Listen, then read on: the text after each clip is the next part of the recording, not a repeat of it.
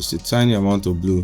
So if I turn this to off and on, it does the exact same thing, but now instead of the skin looking completely clapped, it looks better and the vignette looks better than it was for. Okay, so the first step is to do my color space transform. My color space transform in Rec 709 to 100, so short in HDR 10 plus, and then input gamma 4000 nits, HDR 203 nits diffuse.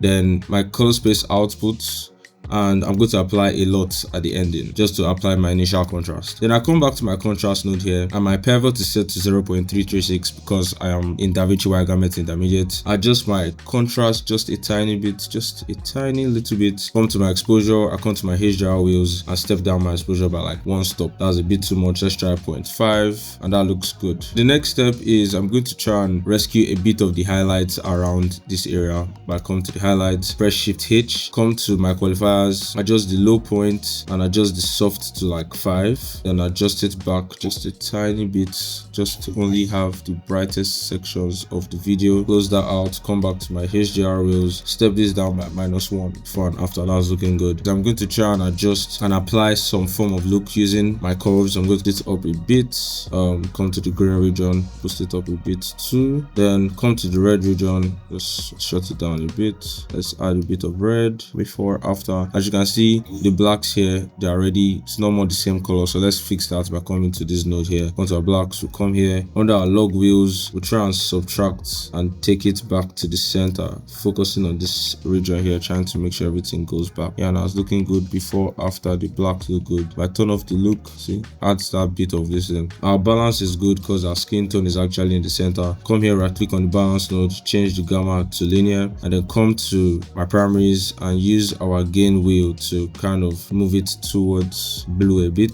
just so that it stays perfectly on the skin tone line. See, just a little bit of that. Lastly, we'll come to our vignette here in this node. Come here, create a power window, just a simple power window, stretch this out, something like this. We're going to, the light is coming from this region, so we're going to try and shape it that way. Then adjust this. This is looking fairly good. Come back, turn this off, step this down by like maybe 2 stops just to shape the light. That's a bit aggressive. Step this down a bit, move it this way, just so that the focus will be on her face precisely, not on everywhere else. Then I can see, as you can see, is adding some form of excessive darkening to this edge. So to fix that, we can basically maybe take an output from here into this node, and then we'll just kind of insert the opposite color, which will be some form of blue. So let's insert some blue into that region.